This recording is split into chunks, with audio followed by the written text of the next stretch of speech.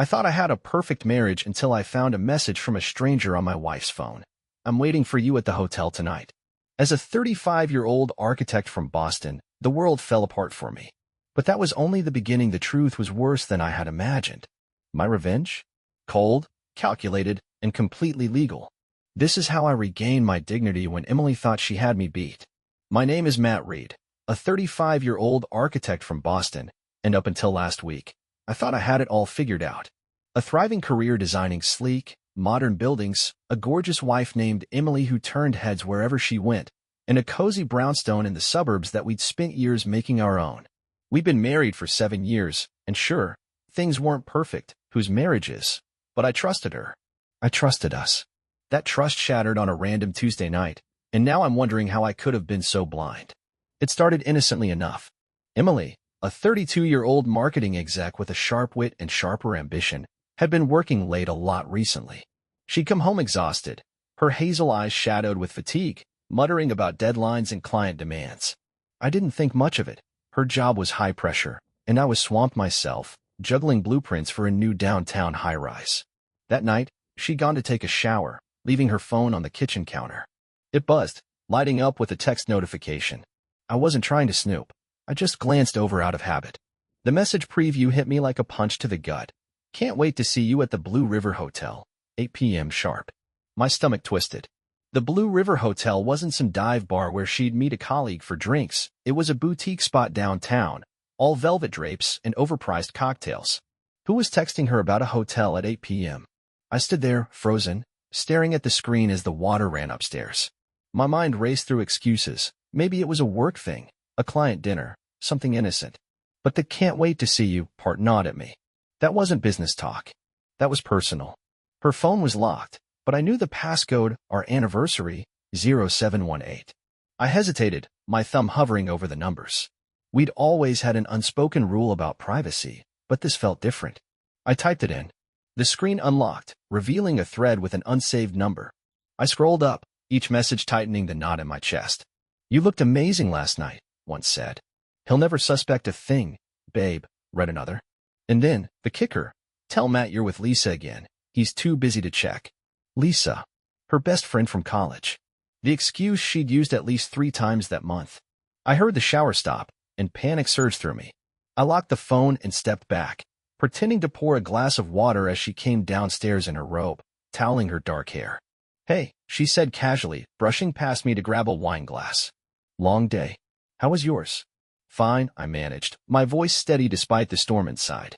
Where were you tonight? Another late meeting? She didn't even pause, pouring herself a generous splash of Pinot. Yeah, with Lisa. She's freaking out about her new job, needed to vent. She smiled, a small, practiced smile that I'd seen 1,000 times but suddenly looked like a mask. I nodded, sipping my water to hide the tremble in my hands. Sounds rough. You've been seeing her a lot lately. Her eyes flicked to me, just for a second, then away. You know how she is, total drama queen. I'm beat, though. Gonna crash early. She kissed my cheek, light and quick, and headed upstairs. I stayed in the kitchen, the silence pressing in around me as her lie echoed in my head. Sleep didn't come that night. I lay next to her, listening to her soft breathing, wondering who she'd really been with. By morning, I couldn't take it anymore. I needed proof. While she was at her spin class, I grabbed her laptop from the study. She wasn't as careful with it. The password was still her childhood dog's name, Max. I opened her email first, scanning for anything suspicious. Nothing obvious. Then I checked her cloud storage, buried in a folder labeled Work Miscellaneous. That's where I found it. A digital receipt for a 2-night stay at the Blue River Hotel from 2 weeks ago, billed to her personal card. Attached was a photo, a selfie of her laughing, her arm around a man's shoulder in a dimly lit bar. His face was half cut off, but I could see enough. Dark hair, a familiar jawline. My heart thudded. Was that? No, it couldn't be. I dug deeper, cross-referencing dates. She told me she was at a marketing conference in Providence that weekend. The receipt said otherwise. Another file caught my eye, a blurry shot of her in a hotel robe, smiling at the camera, timestamped 1:03 a.m. The metadata showed it was taken at the Blue River. My hand shook as I closed the laptop, the evidence burning into my brain. Emily wasn't just lying, she was living a double life. When she got back from spin, sweaty and cheerful, I was waiting in the living room. Good workout? I asked, keeping my tone neutral. Yeah, killer, she replied, kicking off her sneakers. You okay? You look weird. I forced a smile. Just tired. Big project deadlines. She nodded, oblivious, and headed to the kitchen. I watched her go, the woman I'd loved for a decade, and felt something harden inside me. This wasn't a one-off mistake. This was calculated. And I wasn't going to confront her, not yet. I needed to know how deep this went, who she was with, and why. Most of all, I needed a plan. Because if Emily thought she could play me for a fool, she was about to learn just how wrong she was. I couldn't confront Emily yet, not with just a handful of texts and a hotel receipt. My gut screamed that there was more to this, something bigger than a fling, and I wasn't about to let her talk her way out of it with half-truths. I needed hard evidence, the kind that would leave no room for her to squirm. So, I did what any rational guy in a tailspin would do. I called John Carey, a private investigator I'd known since our college days at Northeastern. Back then, he'd been the guy who could find out which prof was curving grades. Now, he tracked cheating spouses for a living. Matt, you sound like hell, he said when I called. What's up? Emily's cheating, I said bluntly, pacing my home office while she was out at work. I've got texts, a receipt, a photo. But I need the full picture, who, how long, everything. John didn't flinch. Give me a week. I'll get you what you need. But, man, you sure you want to open this box? I wasn't, but I had to. Yeah, do it. For the next few days, I played the part of the clueless husband. Made her coffee, asked about her day, even laughed at her stories about annoying clients. She didn't suspect a thing. Her lies rolled off her tongue like they were second nature. Meanwhile, John worked fast. By Friday, he texted me to meet at a diner in Southie, a grimy spot with chipped mugs and flickering lights. He slid into the booth across from me, dropping a manila folder on the table. You're not gonna like this, he warned, sipping his coffee. I opened the folder, and my world tilted. Photos spilled out. Emily, radiant in a black dress, walking arm in arm with a guy into the Blue River Hotel. Another shot caught them kissing in a parked car, her hand on his neck. I recognized him instantly. Kyle Davis, my best friend since grad school, my business partner at Reed and Davis Architects. The guy I'd split beers with after late nights, the one who'd stood up at our wedding and called me the brother he never had. My chest tightened, anger and betrayal twisting together like barbed wire. There's more, John said, tapping the folder. They've been in it for at least 6 months. Hotels, dinners, even a weekend in Nantucket when she told you she was at that conference. But it's not just an affair. He pulled out a stack of emails he'd hacked, legally gray, but I didn't care. They were between Kyle and Emily, and the subject lines made my blood run cold. Investor meeting prep, Reed share transfer, Matt's projects. I skimmed one. Once we lock in the deal, we can cut him out. He's too distracted to notice. Another from Kyle, your designs are the goldmine, babe. We'll cash in big. It hit me like a freight train. This wasn't just about sex. They were plotting to screw me over professionally too. Reed and Davis was my life's work. I built it from late-night sketches into a firm with multi-million-dollar contracts. Kyle handled the schmoozing, but the designs? Those were mine. And now they were planning to sell off a chunk of the company, my chunk, using my own work to pad their payout. Emily's marketing savvy and Kyle's charm were the perfect combo to pull it off behind my back. How far along are they? I asked, my voice low, steady, even though I wanted to smash something. John flipped to a photo of them meeting a suit at a downtown cafe. That's Victor Lang, big shot investor. They pitched him last week. Word is, they're close to a handshake deal. If they transfer your shares, you're out, Matt. They've even got forged docs suggesting you approved it. I leaned back, staring at the greasy ceiling. Emily wasn't just cheating, she was a goddamn criminal. And Kyle? He'd smiled in my face while sharpening the knife. I thought of the times I'd covered for him, the nights I'd stayed late so he could chase tail or play golf with clients. All while he was sleeping with my wife and plotting to steal my future. You got audio? I asked. John nodded, sliding me a USB drive. Caught them yesterday at a bar. They're cocky, think you're too busy to catch on. That night, I listened to the recording alone in my office, the house dark and quiet. Emily's voice crackled through my headphones. Matt's so wrapped up in that high-rise, he doesn't even ask where I am anymore. Kyle laughed, that smug chuckle I knew too well. Good. Once we close with Lang, we ditch him. New firm, new life, me and you. She giggled, and said, he'll be fine. He's got his little drawings to keep him warm. I stopped the playback, My hands clenched into fists. Little drawings. That's what she called the work that paid for her designer bags and our mortgage. Rage burned through me, but I forced it down. Yelling, punching walls, that's what they'd expect from the distracted Matt they mocked. No, I wasn't going to give them the satisfaction of a meltdown.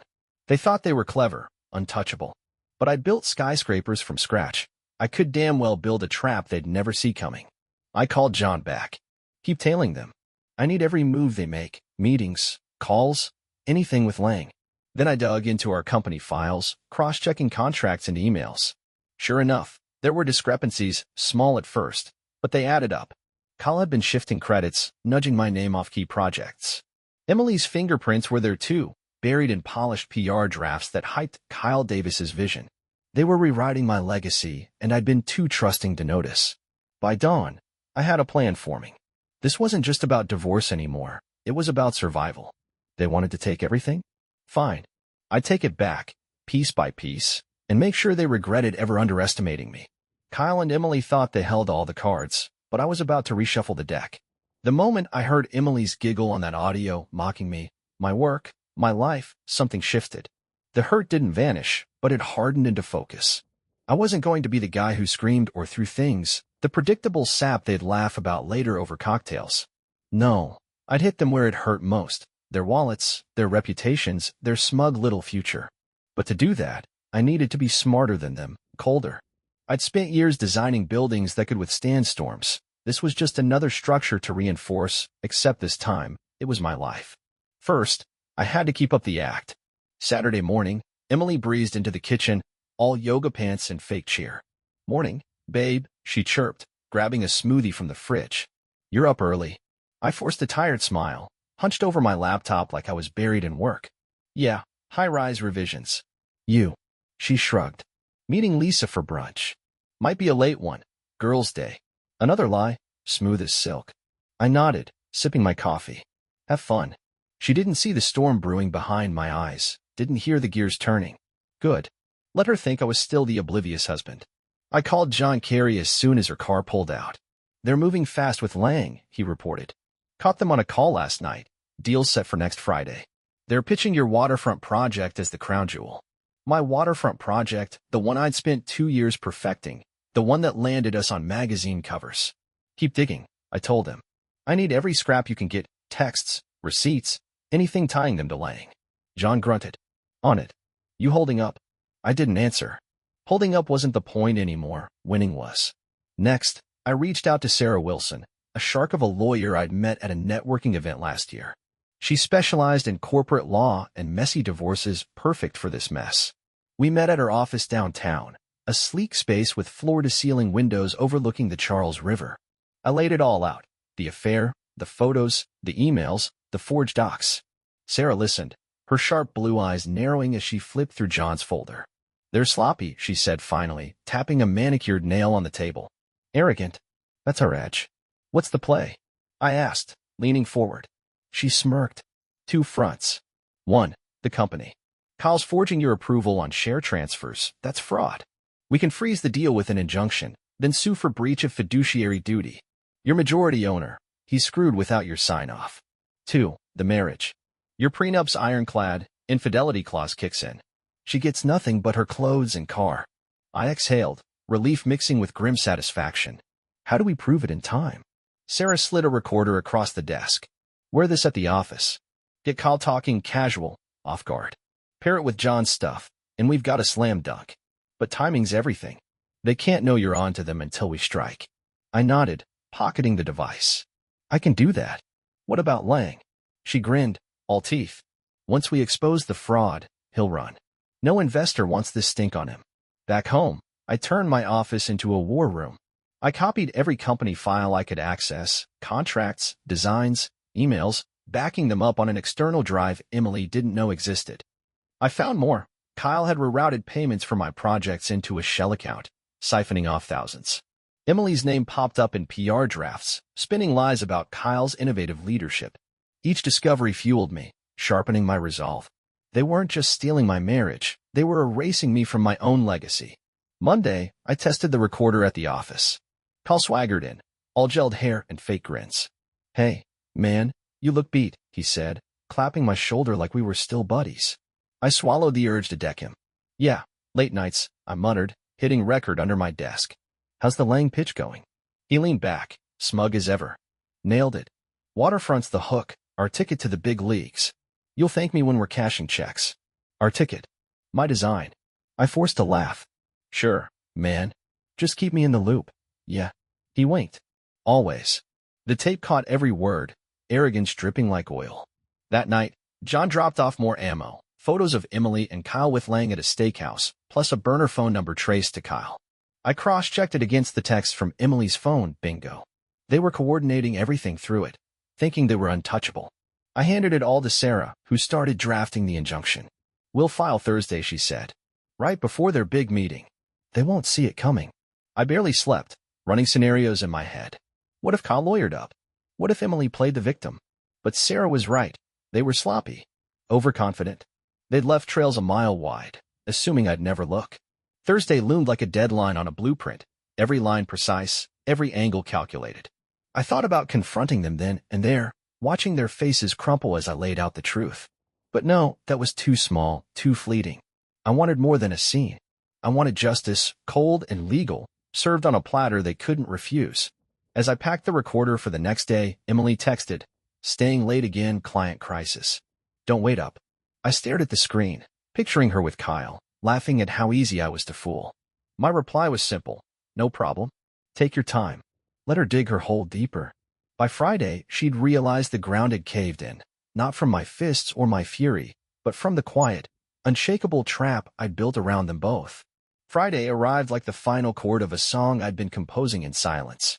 The corporate party at the Liberty Hotel was the perfect stage, a glitzy affair with chandeliers, clinking glasses, and Boston's elite mingling over canapes.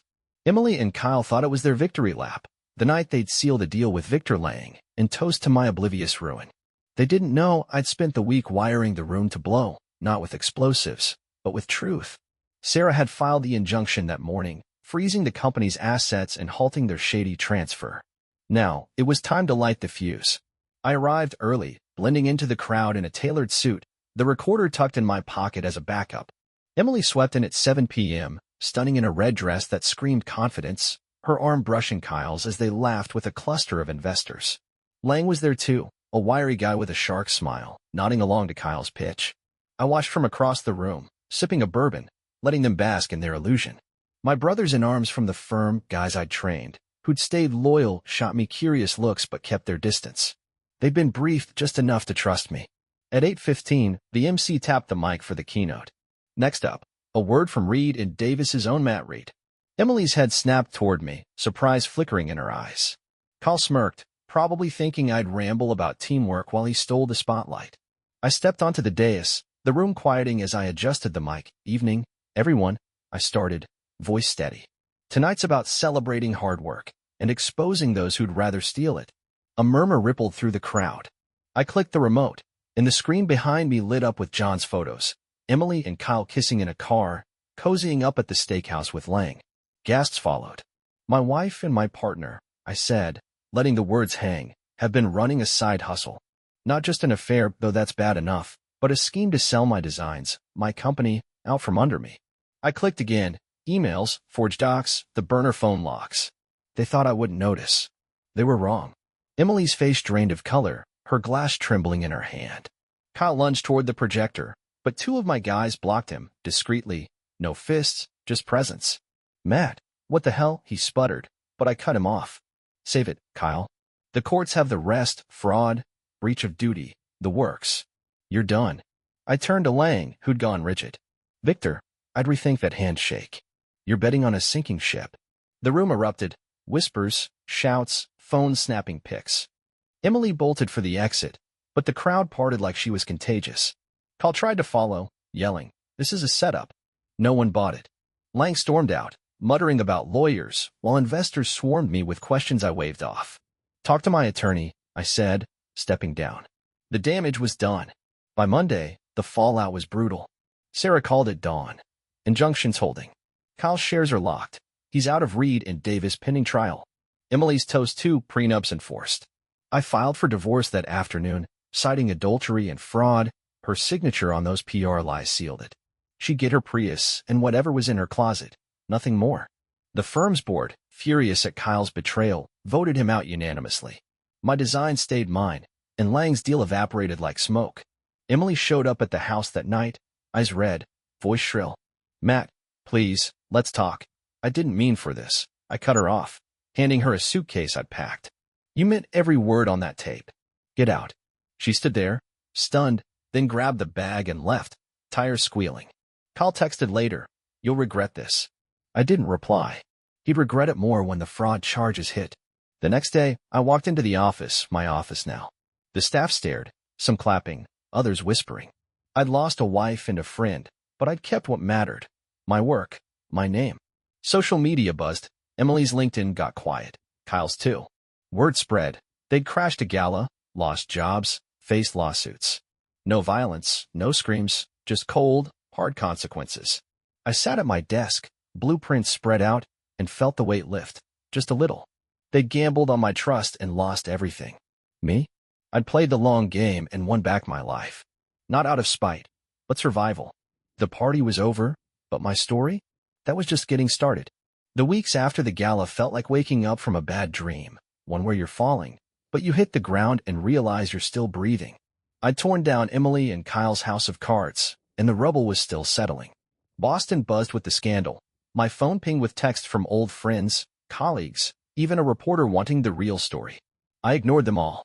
The victory wasn't in the noise, it was in the quiet I reclaimed, piece by piece, after they'd tried to take everything.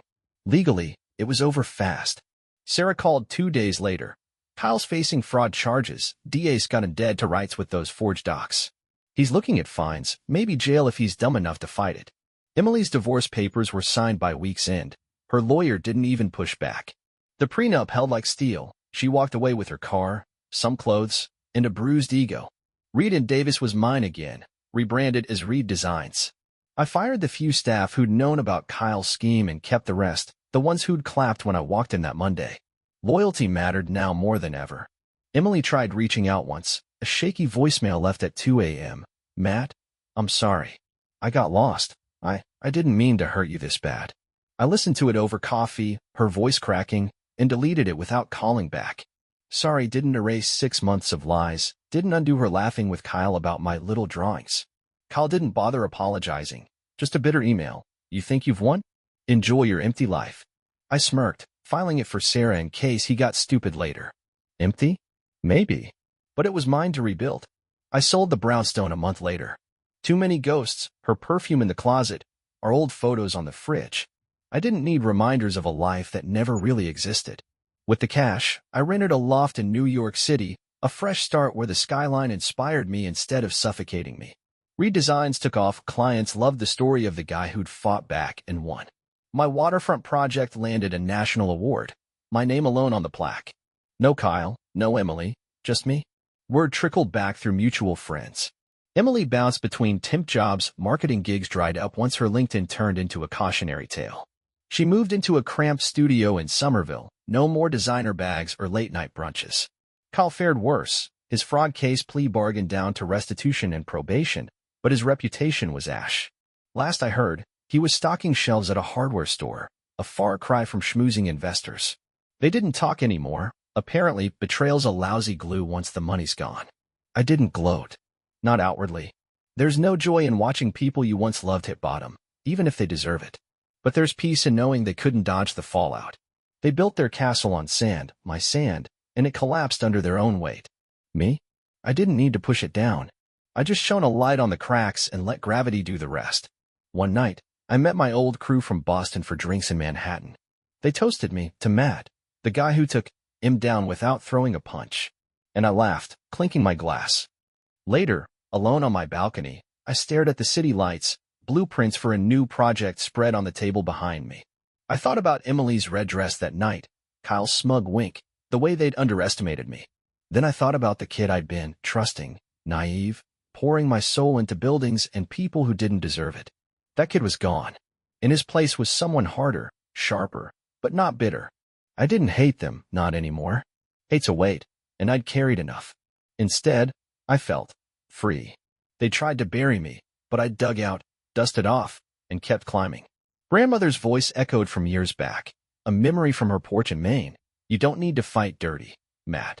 Truth's the strongest weapon there is. She'd been right. New York stretched out below, a canvas of steel and glass, my kind of place. I'd lost a marriage, a friend, a chunk of trust one might never get back. But I'd gained something too, a clarity about who I was, what I could handle. Emily and Kyle got their reckoning, not from my hands, but from their own choices, served up by the law and a room full of witnesses. Justice didn't need my anger to work. It just needed me to step up and let it. I turned back to my blueprints, pencil in hand. The past was done, drawn, built, collapsed. Now, I was sketching the future, one line at a time, and this time, no one would erase my name.